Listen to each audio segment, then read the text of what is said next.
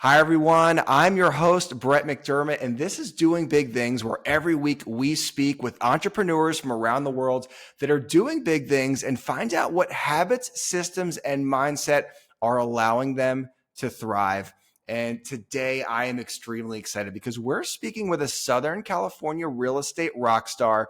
This guy has climbed Mount Everest. He runs a tremendously successful real estate business. He makes some of the most entertaining and creative content that you're going to find on all of social media. He also coaches other agents on how to leverage social to grow their businesses. He's a very in-demand speaker right now on the conference circuit, and we're going to do our best to figure out how he's doing all he's doing. Krys Benyamein, thanks for being on the show, my man. Brett, the intro like exceeds me. Thank you, brother. I took a little time to write that one. I wanted to make sure that I hit on all the points. You got a lot of points, man. You're coaching, you're making content, you're closing deals, you're climbing mountains. There's a lot to touch on when you're writing an intro for Christopher Benyamein, dude. I appreciate you, man. Thank you. It's I am flattered, and honestly, I'm hyped to be here. I don't think I've seen you since Summit, right? Like in person in Dallas. Tom Ferry, absolutely. I walked right up to you and I asked you about your content system. And I'll say one thing I remember because you were one of the speakers at that conference and you had a lot of people coming up to you, asking you questions about your business, about a variety of things, I'm sure. But one thing I really appreciated from you was I could tell when I asked you that question that you were completely focused on me and me alone. I got to say, you're a tremendous listener and you really give the people in front of you your total focus, which is not easy to do at a conference with 10,000 agents, all around you. So that was one thing I really took from that interaction. I'm like, this guy's pretty cool. He actually listens to the people in front of him, which is not something you can say about everyone in this day and age. Thank you, Brett. That means a lot. Yeah, I remember it. And honestly, like hats off to you because even as an agent, agents can be very timid and sort of shy, and you were unabashedly just like charged towards me, asked the question. No, that was great, and I really appreciate that. I think that's what people deserve. That's the business we're in. I think whether it's agent to agent, agent to client, we should be talking less, listening more, and I think that's like a piece of a lot of successful agents' sort of arsenal is how much are they listening. Sure. I totally agree with that. And I've had on, a bunch of mega producers recently. And I think I've asked them, what is, your mindset when you go into a phone call? And I will say the top producers, they consistently say, I'm just there to listen. I'm there to ask questions, find out their pain points. I want to learn as much as possible about the people on the other side of the phone. So it's funny that you bring that up.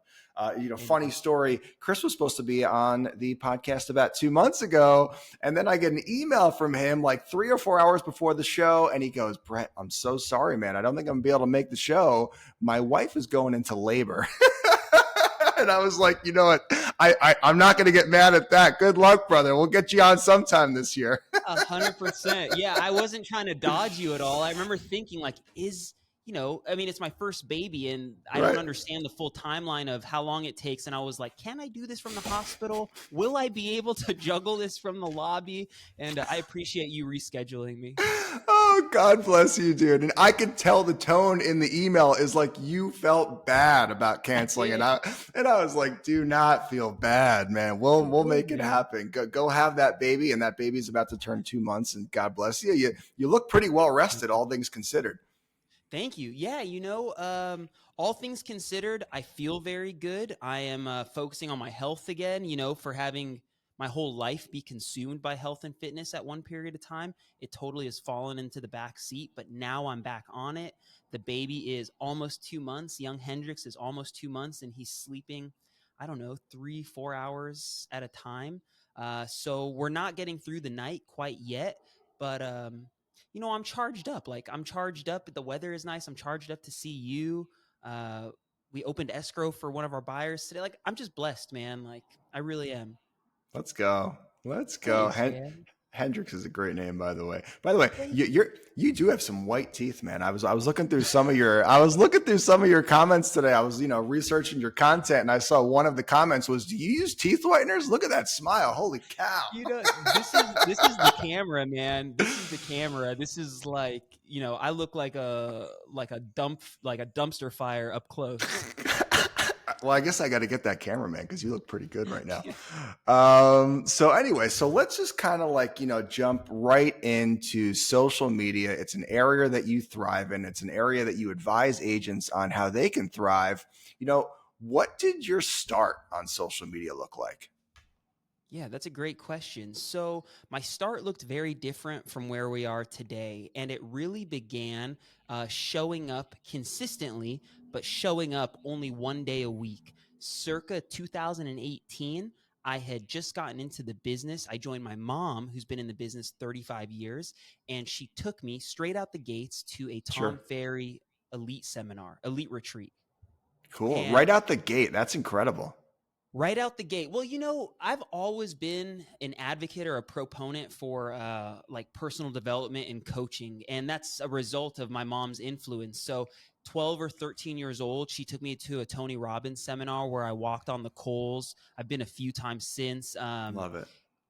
I really believe in being able to learn from people that have, doing more than you. So 2018, very similar to what he's telling us now. Tom Ferry is on the stage saying, make content or, you know, be forgotten. Sure. And obviously nobody is really calling me at this point. I had just transitioned industry, so it's not like people knew that I was selling real estate. And I kind of just said to myself, this is one thing that I can control and this is one thing that I can do. So I committed to showing up once a week on social media.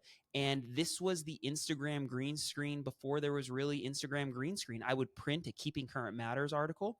I would Sure. just hold the chart next to my head Love and that. I would just point and talk to it. And that was really where it all began. It wasn't complicated. It wasn't high production value, but it was enough to keep me accountable. It was enough for me to feel like I was having legitimate conversations with people. And that's kind of where it just snowballed. Like anything else, you catch a little taste, you get better at it. And, I guess fast forward 5 years, it's turned into a little machine. Very cool. And I think there's a couple really good takeaways from that anyone who's listening can kind of take action on.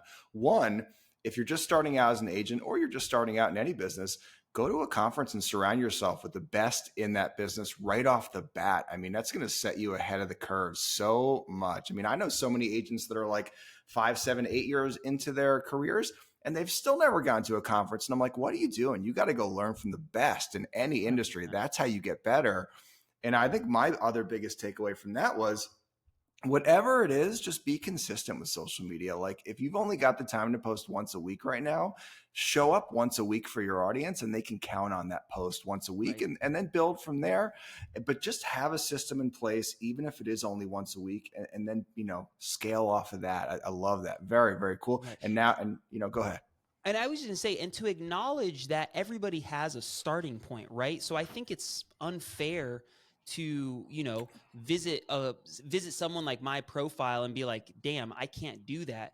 But we forget that day one looked very different than day, 5 year than year five. And to give yourself that grace, I think everybody is looking for the perfect topic, the perfect hook, the perfect this, when instead you just have to start, because we all suck when we get started. It's just the natural progression. So it's like the sooner you can get the suck out of the way, the sooner you get good.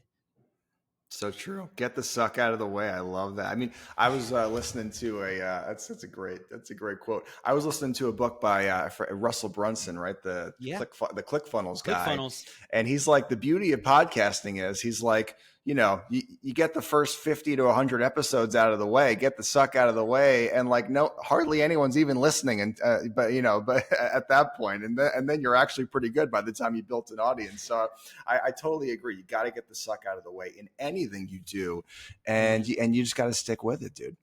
So, I kind of want to get a little more granular on your social media process, because I think it's easy to look at like, your Instagram page and you see whatever it is, the 25,000 followers, and you see like the beautiful content. You're interviewing people. You're funny as hell. Like you're dressed up, you're wearing wigs and stuff. I mean, you are like one of the more entertaining agents on all of social media. I mean, it's a great follow. Where do the ideas come from? Are you constantly jotting down ideas all day? Like, do you have a process for just ideas? Yes. That's a great question. And I think the first thing is sort of my belief in being very creative. And I feel like one of the biggest struggles when I speak to agents is their disbelief in them being creative. And I think it's because we identify creativity with a funny video, or we identify creativity with, some catchy hook. But agents are incredibly creative. When we're troubleshooting, how to keep an escrow together, that's creativity. That's problem solving. When you are handling an objection, that's creativity. So I think the first step in my process, and really everybody's process, should be believing that they are creative. Because if you don't, then you're just blind to the opportunities or to the ideas that are coming. So I really am like big on my positive self-talk. And part of that is like, I am creative. I do come up with good ideas. As far as nuts and bolts, wheels on the ground, coming up with my ideas, before Hendrix, when I felt like my schedule was a bit more dialed in, I do have on my calendar once a week to be coming up with content, to be just coming up with ideas. Okay. Um, I'm sorry if that's my microphone. No, that's me. That's me. Don't worry about it. That's me, We're in brother. LA too, brother. So don't even sweat. Yeah. I was like, this is this Yeah, is no, I'm in Jersey City. I usually get at least one siren for podcasts. It's kind of my calling card at this point. I love it. I love it. It's killer. It's the real deal. It's the real deal, man. This is raw, uncut footage right here. We're That's talking right. we're talking some turkey, but That's anyway, right. go ahead. Oh, So I you used to will. block off an hour just for idea, like just coming up with ideas or going over your ideas. Coming up with ideas and fleshing them out into scripts. So I have a note on my phone, if I were to grab, that just says content ideas. So Mhm. anytime that I am struck by an idea or that stroke of genius, or I see something that inspires me, or if I'm just reading the news, I will copy paste whatever that link is, or I will jot down whatever the concept is on this notes page. Okay, So I at least have it somewhere. And then once a week, I'll revisit that running list of ideas, and I will flesh them out to either become scripts. If I'm delivering something more informational, I'll write a script because it's just my process. sure, Or if it's going to be a skit, then I'll flesh out what that skit is. And I really try to do it with specificity because it allows the shooting part to be so much faster. Having done this for so long, I've realized how much you hinder yourself, or hmm how much you can like decrease your productivity if you are trying to come up with ideas at the same time as executing the ideas. I've really sure. found personally you have to segregate them in time, because if not, everything sort of becomes a little lackluster. Love that. I think that's really powerful stuff. Sure, jot down your ideas all day, every day when they hit you in the note on your Evernote app. But Right. then, once a week, block off an hour, flesh out those ideas, script them out. So then when it is time to shoot them, you're ready to go. You're not trying to figure out what you're going to say on the day of the shoot. Exactly. Even for, I mean, I'm a human like everybody else, and the videos might not show it, but like I deal with anxiety. I deal with sort of this like imposter syndrome and fear of being in front of the camera. And I think when I am trying to do more than just perform, it just like it can cripple me. And Sure. when you have other people that are like either on your dime, like if you're paying somebody by the hour to help you create content, or somebody salaried, or I mean, like a lot of agents just making content for yourself, it's still your time you're burning. So have you heard of this idea of like being in the flow state? Sure. Yeah, I've heard of it. Absolutely. Right. So the concept is pretty simple. It's like it takes time to get into the flow state, but hmm that flow state is sort of when you don't feel resistance. You're just creating, or Right. you're just flowing. And the flow state to come up with ideas is different than the flow state for performing. And that's why I Totally think agree it's with that. important to be like separating them. Yeah, no, I think that's really powerful stuff, and I want to kind of rewind a little bit to the self talk that you spoke of a little bit there. Yeah. I am creative. I do come up with good ideas. Is this something that you'll say to yourself on a daily basis? Like, do you have a certain time on your day when you do affirmations like this, or do you just kind of say them to yourself whenever you like think of it? Um, I will. So, as a team, we will do affirmations once a week together before our office meeting, or our office will do affirmations together as a group every Wednesday. Now that Sure. I'm talking to you about it, I really think that we should begin our like role plays and our team meetings with these affirmations, because I think that they're effective and they're important. For me personally, depending on what's going on in my life, I will have like themes when it comes to my affirmations. So on Everest, I had certain affirmations that I was saying to myself. Right now, my affirmation is, if crackheads can raise a baby, you too can raise a baby. That's a powerful one. I'm just kidding. A little humor for the new dads. Yeah, it's, dad jokes. Sorry, guys. Dad. Sorry for anyone out there, but yeah, we had to squeeze in a couple new dad jokes. We're sliding them in. Right, you got to. But I think the self-talk is huge, and I think whatever your affirmations are, like I am strong, I am successful, I am capable. It's big, and I think, man, if you're not ready to start having positive affirmations, all I would ask anybody to do is check what they're saying to themselves, right? An affirmation, like when you say, I'm so dumb, the mind is absorbing that shit. So don't say that kind of stuff. You don't have, like, if you don't like my flowery energy of saying I'm creative, that's fine. Don't say that you're creative, but you should probably stop saying that you're not creative. Totally agree with that. I think that when we say these things to ourselves, we are absolutely programming our subconscious, and that is going to, you're going to see that in real life on paper. And I really think affirmations, especially ones that are attached to character traits, like, right, I am creative, I am, courageous, whatever it Right. is, especially when I prefer to say them out loud with emotion. And I think that is when they can really ingrain themselves, into your core. I think the affirmations like, I have $1 million, or, I am super famous. I don't find those as powerful as the ones that are necessarily attached to character traits like courage, creativity, things like that. Those are the ones that I really think stick to me. And I actually see a difference in myself when I'm consistently doing them. I haven't thought about it so closely to break them down, but as you say that, I think you're totally right. I think any of the affirmations I've had have been sort of more character driven as opposed to result driven, or goal, focused on the goal, but rather something greater. I think you're totally right about that. Yeah, I mean, don't get me wrong. I've got goals. You've got goals. I Right. certainly intend on accomplishing them. I just think from a strict affirmations point of view, the character related affirmations are just much more powerful. 100%. So I don't want to move on from your, content machine yet. So we went into ideas. We talked about scripting. How often do you get out there and shoot content? That's a good man. Before, so my life has been flipped upside down. Sure. Yeah, My life has been there's flipped. before and after Hendrix. I get Yes, exactly, it. exactly. And at the same time, there is before and after sort of the evolution of bringing on somebody full time. So before we jumped onto this, or Sure. before we started recording, we were sort of talking about the support and the team that I have around me. So before bringing in a creative director in house, my main man Joaquin, I was shooting religiously twice a month. Okay.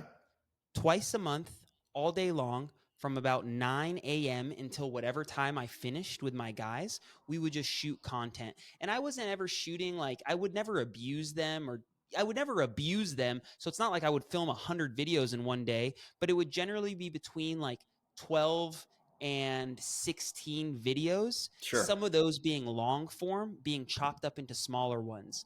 But to answer the question, it was 2 days a month religiously for 4 years. Now the flow is a bit more fluid because I have somebody with me most of the time. But I found that to be very challenging because I have access or the ability to shoot anytime that I want, but I don't necessarily have it blocked on the calendar. It's becoming more difficult to create. Sure. I get that. I get that. Because if you've got that film crew booked for Saturday, you You better be better fucking ready. you better be prepared, man, because that ain't cheap. and, Exactly. and you're paying for it either way. So I can totally understand that. And like you said, it's a transition, and I'm sure that you'll find the way to work with this new adjustment. 100%. As And I think you move forward. guys like you and me, I think, are similar in the sense I don't know how to do anything sort of like half speed.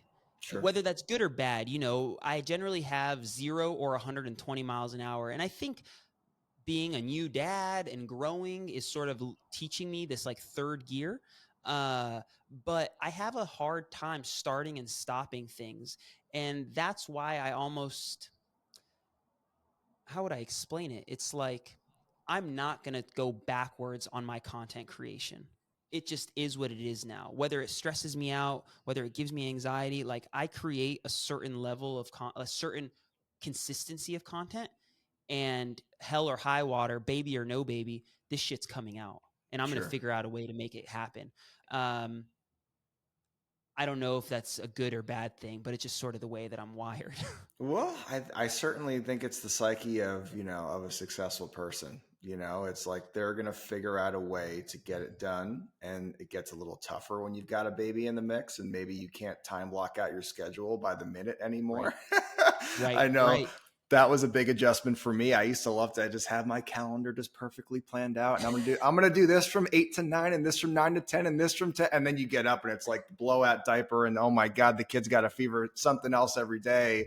So I've That's had right. to adjust to that a little bit. And I will say now that he's a year old, we've kind of gotten more into some solid routines and I have been able to move back towards that, Right. getting a little bit more, routine Scheduled. scheduled with my day, which is a nice feeling as an entrepreneur. It's a nice feeling. It really is. I'm looking for it again, my friend. I'm looking for it. So, I want to talk a little bit about social media engagement, right? Because it's Yeah. one thing putting out consistent media, but social media is supposed to be social too, right? We got to be 100%. blocking off some time to be like sending comments, DMs, likes. We have to be out there being social, giving engagement if we expect to get it Right. on our own. Do you have a process for engagement? Do you block off time for engagement? Do you just do it as the day goes on randomly? Like, what's your engagement process? That's an excellent question that I don't think anybody has ever asked me on Nice. that's a really good one. Nice. So my process with engagement um, is whether it's perfect or not, I will. So I generally post every single morning. Okay. Between 7 and like 9 a.m. is my time. My preference is 7 a.m. It's not Okay. always like that, but the mornings is my preference. And what I will do before I post, before it goes live, I will see, now it's like kind of fluid. At about 7 or 8 p.m. the night before, I will stop responding to comments. I will just not engage back after a certain time in the evening. And the reason I do that is so in the morning, I have things to address to help the algorithm help my content go a little bit further. Okay. So before I post my piece of content, I will make sure to respond to all the comments that I would have missed that came through the middle of the night and from when I stopped at 7 or 8 the night before. Love I that. will clear my inbox of all the direct messages from anybody that would have sent me something from the night before, and then I will post my piece of content. I generally do not try to spend much time on the app in the middle of the day Mm-hmm. because it can really suck you into the black hole. So I do have my post notifications on. That way, if I get a DM from a prospect or a lead or something that is like time sensitive, I would address those. But for the most part, I am sort of letting a lot of comments and things go by because I'm still focused on selling every single day. Right. So Right. if I'm focused on other pieces of my business, I cannot be engaging 24/7. However, the asterisk is once I post whatever it is I'm going to post, I do try to be available for about 15 to 20 minutes so that I can respond to those first few comments because that is kind of telling the algorithm people are engaging, right? So I will be present for the first 20 minutes or so. And then I will just sort of catch up with everything in the evening because as much as I love content creation, that is not it is definitely a piece of what is helping us sell so many houses. But posting content is like fishing, while getting on the phone or door knocking is like hunting, right? So Sure. I think it takes doing both to be successful. Yeah, I totally agree with that. I think that, having a great social media process is certainly going to support the other fundamentals that you already have to have in place. You've got to have the phone calls in place, the door knocking, the mailers, the other Right. marketing, avenues. And then when that person is deciding on whether they're going to choose you or some other realtor, when they Google you and they see your social media process, that's going to certainly help you make their decision a little bit easier. But to Right. just be focusing on social media all day, to me, is not the way. Totally agree with that. And one other thing you said there, which I thought was pretty interesting, because you said you kind of avoid the app in the middle of the day, right? You're doing your posting in the morning, you're engaging at night and a little bit in the evening. Whereas I think a lot of people would see someone like you who's got all these followers and you're posting every day. They would think you're on the app all day long. It doesn't sound like that's the case. I really try not to be. So I do believe in posting things to the story. So anytime, and I should be better at it, but anytime I'm doing something, showing a house, writing a Sure. contract, I am trying to pop on and post something on the story. But you have to be very mindful, because before you know it, you're just scrolling with no intent. Just no intent. Sure. And those 2 minutes here, 5 minutes here, 7 minutes here really begin to add up. So I'm not perfect. Don't get me wrong. Like, I am on there, but I really try to make it the point to not be investing a lot of time in the middle of the day, because I just don't think it's best serving me. Yeah, I totally agree with that. I saw, I'm sure you probably know who he is, Alex Hormozy, pretty Yeah. popular business mind on social media right now. And I saw a tweet by him recently that actually said that he deletes social medias from his phone when he's on a big project that he really feels like he needs to push on. And I thought that was pretty interesting to hear that from a guy with such a big presence, that even sometimes he'll say, listen, this is too distracting. I'm getting it off my phone. I can be more Right. intentional on desktop with my comments and things like that. Of course, he's got a full team of people that are filming him and Right. posting his stuff as well. So it's a little bit of a different situation. But I do think that social media, in some aspects, if you're finding yourself constantly checking it, constantly interrupting your flow, like we talked about earlier, Boom. then it's going to hurt you more than it helps you. So I think stick to the routine that kind of you just spoke of. Do your posts in the morning, do some engagement in the morning, in the evening, post to the story throughout the day. But beyond that, try and stay off the app during the day. The day is for putting your head down, working, focusing on the projects in front of you, and keep social media towards the boundaries. I think that's right. I think that's right. I think unless, and there are a lot of ways to make social media strategic in prospecting, Mm-hmm. unless you're on the app prospecting, which we could totally jump into, or ways to do that. Go do some money making activities.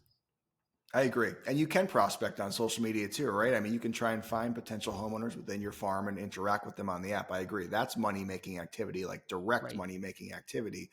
Right. But I would say most agents that I see in my office that are on Instagram, they're during the day, they're not farming. They're they're, Right. they're just they're just scrolling through their feeds. Right. You know what's funny when you say that, and it was making me think something, is when I come into my office, um, and it's quiet, I feel like embarrassed. Or when somebody comes in and I'm not on the phone, I feel slightly embarrassed, because in my mind, a booming real estate office should be fucking noisy. People are on the phones, people are talking, people are having conversations, troubleshooting. And I think too much of us are just like behind a screen, right? This is like a contact sport. And I mean, you just like, tell me I'm wrong. You've walked into a real estate office and it sounds like a library. Oh, I mean, more often than not these It days. shouldn't. It shouldn't. I totally agree. I mean, I think if every agent out there would just block off an hour and a half a day and just hit the phones, whether you're calling your Sphere or FISBOs or Right. Circle Prospecting, I don't care what it is, just make phone calls for an hour and a half a day. Their business Right. would grow 100% in 12 months. I mean, but Amen. people, like you said, they hide behind their screens, and it's easier just to send emails and text messages and search for listings for a buyer for 3 hours than it is to pick up the phone and make a couple phone Right. calls. I'm totally Right. with you there. As far as like not necessarily social media, but just like a general marketing perspective, because I just feel like you have a great mind for marketing in general. Where do Thanks. you think, most agents or small business owners are kind of leaving opportunity on the table? And it can be social media, but just what do you see as kind of some low hanging fruit that people are just not taking advantage of right now? So this is quasi social media, but it's just search SEO, search engine Mm-hmm. optimization stuff. Google My Business. First thing that comes to mind is I think Google My Business is one that a lot of business owners, agents, entrepreneurs are sleeping on. Google My Business is a wonderful a, program platform on Google that is definitely helping us create conversations, seller and buyer leads. You can post on Google My Business updates to your business. I use it as a social platform. So anything you see me share on Instagram, you'll also see on Google My Business. Um, all of our listings, reviews. I think Google My Business is a very, very underrated or slept on uh, platform. The other thing that I think is being slept on is email marketing. I think that we believe that our audience is seeing too much of us, that we don't want to send people emails, when in reality, I don't think they're seeing enough of us. So the emailing your database, I think is a wonderful opportunity to connect with your audience, that I don't think enough agents are. We were doing canned blog posts for a long while. I got Mm-hmm. nothing against these services that will create blogs for you. However, I think if you feel like it's canned, the chances are the consumer might feel like it's canned. So one thing that we're doing, and you have to understand, we're putting video first. Like, we are a video first real estate team. What we are doing is leveraging the content we're creating by putting it in our weekly email. So rather than like a canned blog post, our email to the database every week, and now we're going to be upping it to twice a week, Wednesday and Saturday, is a recap of all of our content. So if I've posted on social Monday through Friday, my partner has posted on social Monday through Friday, the weekly email will be sort of 10 thumbnails with a blog write up under each one, where they could click on it and it would direct them to either the YouTube short or the Instagram, wherever that video is living. I think that's another great opportunity for people to be connecting with consumers, is meritorious, or emails that like you're investing in, not just canned stuff. Sure. Wow. Meritorious. I'm going to have to look that one up after the interview. My, That's with strong. merit. That's strong. I like that. Meritorious. But I totally agree. I think that, most agents or small business owners, maybe they're emailing their database like, once a month or once a quarter, and because they don't want to annoy anybody. And I totally agree. That's the wrong cadence. I think you've got to be emailing your sphere, your database once a week at the minimum. And I think you upping it to 2 times a week is 100% the right move. I, Right. I found when I took my newsletter from a monthly to a weekly, my open rate went up by like 10% immediately. People just get more in the routine of opening your email because it's coming in more often. And like you said, it's got to be quality stuff. It's got to be something that you really care about the content. It's not canned, something they look forward to opening, whether it's Right. videos or whether it's market information that you actually write up and, some input on, or whether it's Right. things going on in their town. Whatever it is, put a little bit of time into that newsletter, send it out more often. And that right there is going to be a huge boon to anyone's business. I agree. And the last thing I would add to sending the email, or really any type of marketing, when you ask what could we be doing better, is how often are you or are we auditing what we're doing? The email is a good example of this. Whether it's a 1% open rate or a 70% open rate, you can see exactly who opened it and how many times they opened it. So if you're looking for people to be communicating with, the list is right there. Send the email and look at who's opening it multiple times. Give those people a call. Or if you're making content, whether it's print content or digital content, look at the analytics. Is it being shared? Are people commenting? Are people saving it? And if it's not, audit, pivot and adjust. Sure. And I think You're spending a lot of time making content, but also you're leveraging that content and you're using it in a variety of places, right? Like we're not just Right. posting on Instagram, we're posting on Shorts, and then we're taking all these and we're putting them in a newsletter. I think Right. that's genius. That's really, Thank you. really cool stuff. So just to kind of switch gears, a little bit. I mean, you're a hardworking dude, man. I mean, you are out there crushing deals. You're climbing Mount Everest. You're a new father. You're traveling across the nation, speaking at conferences. I mean, you got a lot going on right now. Clearly, work ethic is one of your superpowers. But Thank you. I'm curious, do you ever feel a resistance to work? And if so, what do you say to yourself in those moments? Or what do you do to push through that resistance and continue to take action towards your goals? Oof. Ooh, man. I The softball tosses are over, Chris. We're That's we're right. Here's we're the at the fastball. 35-minute mark, baby. I'm hitting you with Right. the fastballs now. No, I like it because I want to be real. That's the funny thing about this like hyper motivation or this hyper get shit done state that I'm frequently in. Um, it's hard to always feel that way, right? And I kind of alluded to this in the beginning with my health and fitness, but for the last 10 years, up until last year, so much of my focus and bandwidth was climbing mountains to get to Mount Everest. It's like climb this mountain, do this training, climb this, and eventually you get there. And I was so focused on the goal that that I was scared to do anything else. Like I was scared to fall short. So I guess what I would say is if you don't have an overwhelmingly strong why or an overwhelmingly strong reason to do whatever it is that you're doing, it will be difficult to get yourself out of the rut. So if you feel like a lack of passion for whatever you're up to, I think the sooner you can identify what it is you really want, like really, really want, the sooner you will be able to pull yourself out of the rut. That's one thing. Um, the second thing I think is trying to not make it about you.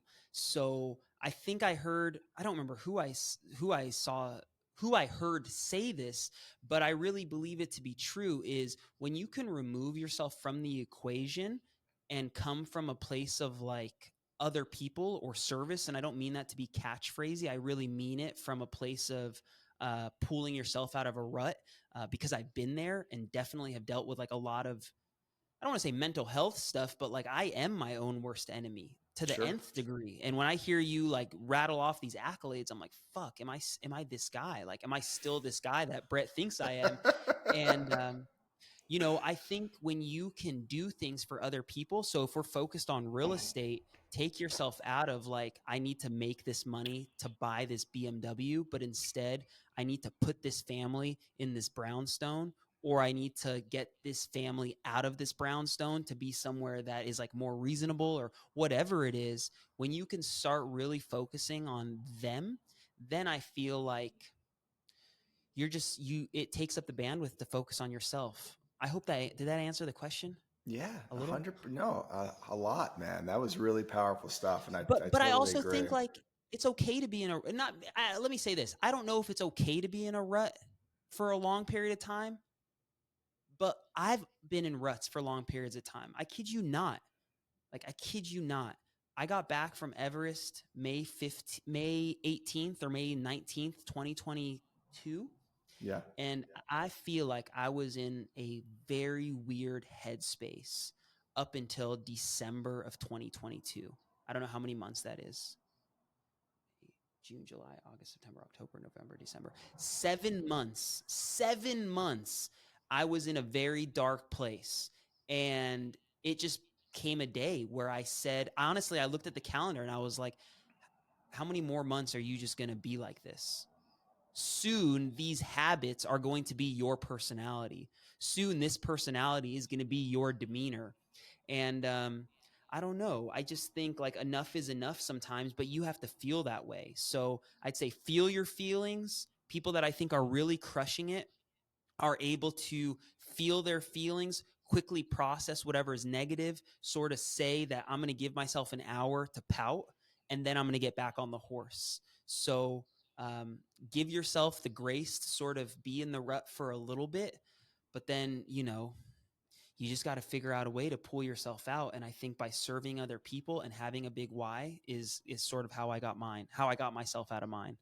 Yeah, and I think that's really what it boils down to. And I've asked that question to a lot of high achievers and high performers like yourself, and I get a similar answer most times. It's you really have to have a defined why, and you have to tap into that why often, and then you got to make it about serving others. Because if it's just about buying yourself that BMW, you're going to run out of steam, man. You just Right. are, because that's not how we're 100%. built. That's not how we're built Exactly. intrinsically.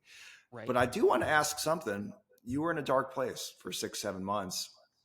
Did you maintain your traditional level of productivity in those 7 months? And if you did, how did you do that? I would say most people, if they're in a dark place, they lose steam and productivity. They're not producing at a very high level. At least from social media, it looked like you were still crushing last year. I was watching you. I had no clue, man. I'm like, this guy's crushing deals. I had no idea you were not feeling as good as you're feeling today. Were you able to maintain a high level of productivity even though you were feeling down? And like, how did you do that? If you did that? Right. So, the like routines. I think when you have such a routine dialed in that you can kind of start doing things on autopilot, and you might not get the satisfaction, but you can get the job done. So, certain things I just know. We talked about making the phone calls for an hour and a half a day. I mean, very simply, it's like the objective is to have for us 10 conversations a day. Good mood, bad mood, decent mood, like the mood you can kind of put to the side, because all I need to do is have the 10 conversations, right? And if you can focus on these small, I guess it's like discipline, like these small disciplines, then you don't allow whatever mood you're in to dictate your productivity. But the important part about being in the mood or a positive state of mind is enjoying the process. You know what I mean? I really hate looking back. I just hate the days that I would dread having to come up with ideas. Or I hate that feeling of like, man, I hope I get hit by a bus so I don't have to be in front of the camera. Or shit, like, wouldn't it be nice if the phones just went down and I didn't have to pick them up? Like, wouldn't it be Right. sweet if there was like a reason? So it's like, it's not good to operate from that place 24/7, because what's the point? Like, what's the point of being on stage? What's the point of getting like these nice like highlights and like love if you are just, I call it the Robin Williams syndrome. You know what I mean? Like, I loved Robin Williams. God bless Robin Williams. And you just think of somebody that just gave the world so much joy and so much happiness that he couldn't just see past it. And like, we just get, it's just, you got to love the ride and you got to love the process, because the result at the end is not enough to get you going. And I Yeah. think when you have certain disciplines, they can carry you through the dark places. And this is the big piece: when you have people depending on you, then you show up. There you go. I think that's huge. Community will keep us going more than I think anything will. Amen. We can read all the personal development books we want and fill our head with the best knowledge out there. But if we're not surrounding ourselves with a tribe that have similar goals or similar life views as we do and holding us accountable to what we're looking to do, then we're not really going to improve too much in the long run. So to me, I think that is huge. Finding a I think tribe. it's, and I wish I would have started with that. And it's not like the whole internet is my community, but in my egotistical brain that you have to have to an extent to perform the way that you want to perform, I have made it to myself that I'm expected to show up every day. What And you it's, are. I'm sure there are a lot of people that follow you and they find your journey inspiring. And I'm sure they look forward to your message every day. So, I mean, there's certainly truth to that. yeah, and I think that when I think of health and fitness, and I kind of wish, it's like I wish I had a gym buddy all the time, because if somebody was waiting for me at the doors every day, I wouldn't have fallen off the wagon the way that I did, because somebody was counting on me.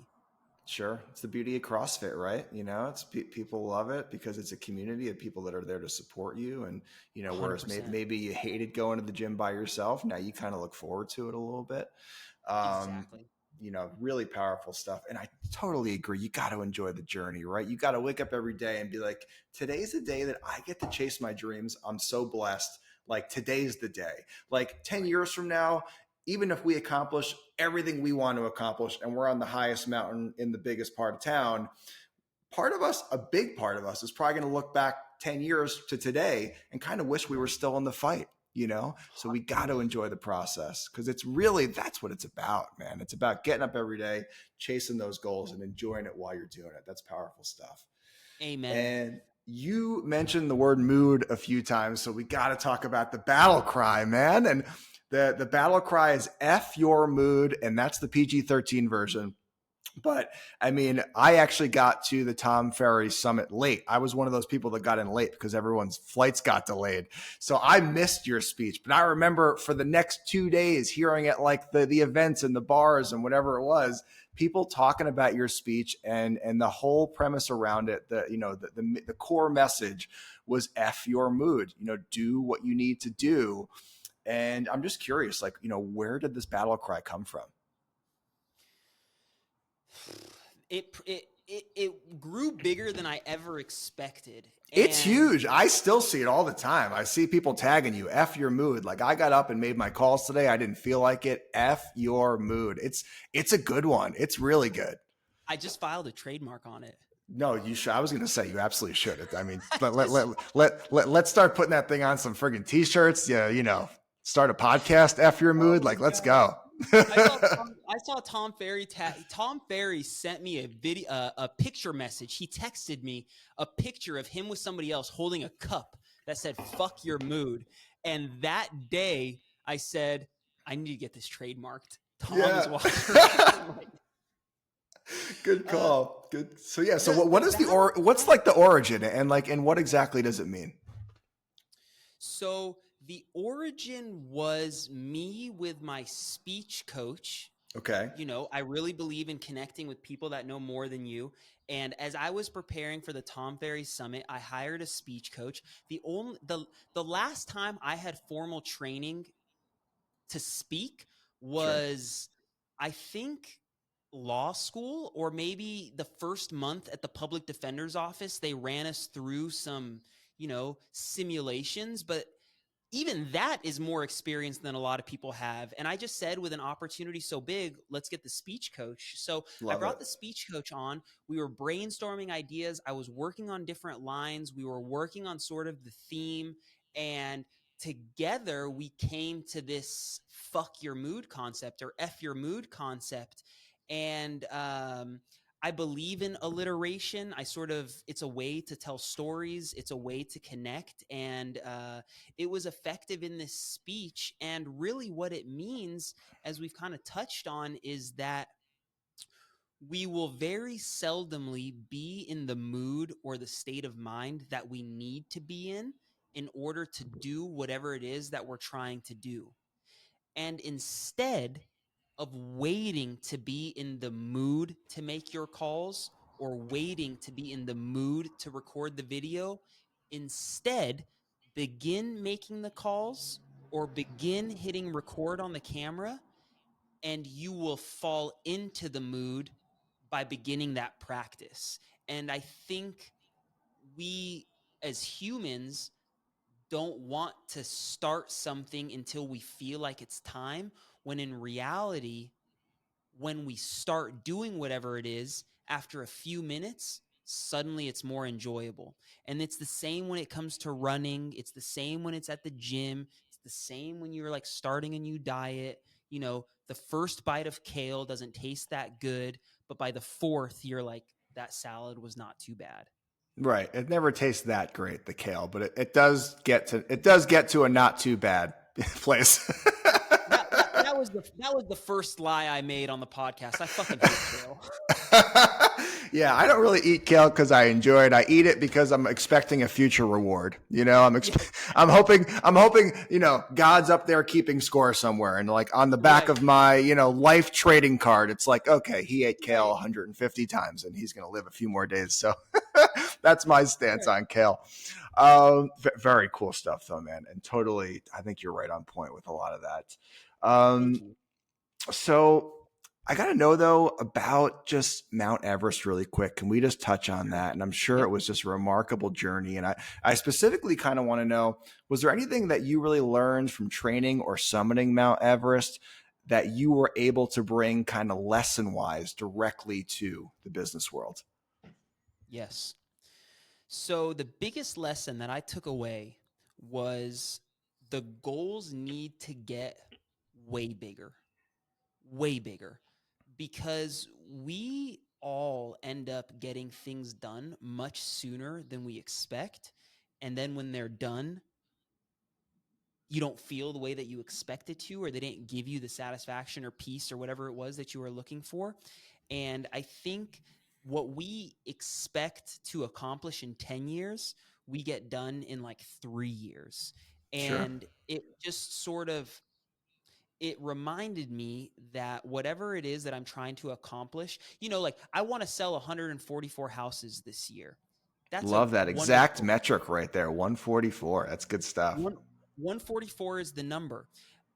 But I'm not ignorant enough to believe that that's like really what some of the biggest fish are doing. And that's why being in big circles is awesome, because 144 is my goal this year, but my 5-year goal is a billion. And I wouldn't think that a billion was possible until I'm rubbing shoulders with all of these people that are selling $1 billion worth of real estate. And that's like what I love about this Everest thing and being able to connect with people is like, I ain't no different, my man. Like, I'm selling houses. I have a family. I'm trying to show up consistently. I'm trying to be a decent human. And I just wanted to climb Mount Everest. And I turned it into a passion that like carried me for a lot of years. And it's just transparently, it's what are we not capable of if you want it bad enough? And if you don't get it, it's probably because you didn't want it bad enough. And like, I'm not here to hurt nobody's feelings, but like, if you suck at something, work harder at it. If you're not naturally like an orator, practice, right? If you suck on the phones and you wonder why you're not converting, you need to be on the phone more than the guy next to you, right? Or if the person, to the left is making better content for whatever you think is making their content better than yours, well, maybe you have to make 200 pieces while they only have to make 100 to go viral, whatever it is. But, we just make too many excuses for ourselves when like the good shit in life takes the suck, like you got to just suffer through it. I mean, maybe that's the other business lesson is suffering, right? Like suffering is not bad. Suffering is No. growth. And we got to like, let's suffer, baby. Let's suffer, baby. Yeah, that's gonna be the name of the episode. Let's go. You know what though? I mean, that is like, super powerful, and just the importance of setting massive goals, right? I mean, we are incredibly powerful beings. If we set a massive goal and we remind ourselves of it every day and we take action towards it every day, at the end of it all, success is a war of attrition, and the people that actually stay in the fight are the ones that win. And I think people set their goals way too small. I really do. I Yeah, totally agree with that. And I love the Tony Robbins quote, right? We overestimate what we can do in a year, but we underestimate what we can do in 5. And we can amen. really move, change the world almost in 5 years. I mean, whatever you want to do in 5 years, you can almost damn sure do it if you really take daily action towards it. I That's agree. that's awesome. Those are some awesome lessons from Mount Everest. I don't think I'll ever climb it, so I'm happy I talked to you, and I'm happy I got the lesson this way. Absolutely. With Oh, Chris, technology now, we'll just throw it up on the green screen. throw it up there, man. Throw it up, Chris. Awesome conversation. I think anyone that listened today is going to definitely take 2 or 3 things, and they're going to really run with it. You really helped some people today. There's a question that I like to end on, And usually it goes like this. If there's someone listening right now, and let's say they're in a job they don't really like, or they've got a dream in their heart that they're not pursuing, they feel like they can do more, but they're not taking action. They feel stuck. How do they get unstuck? I ask myself this, and the answer is the same almost every time.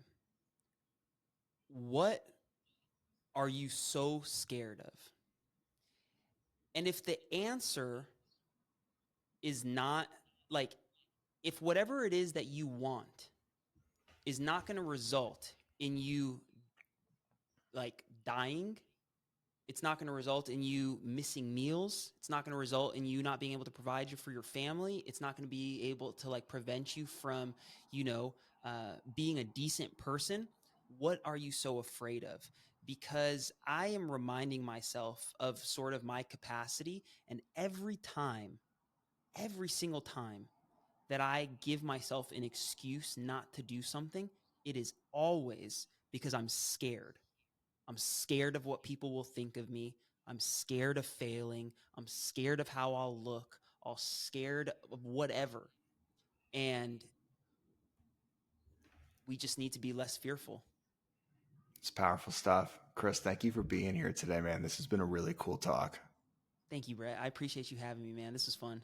This was a lot of fun. Where can everyone keep up with you online and keep up with everything that you're up to? Absolutely. You can find me everywhere at Krys Benyamein. I'm sure the spelling will be somewhere on this like recording, but Krys Benyamein. Yeah. God bless you, man. Let's do it again. Absolutely. Guys, thank you for being here today. Of course, we'd appreciate you leaving a review or a rating if you have time. If not, hopefully we'll just see you next week. And until then, guys, let's do big things.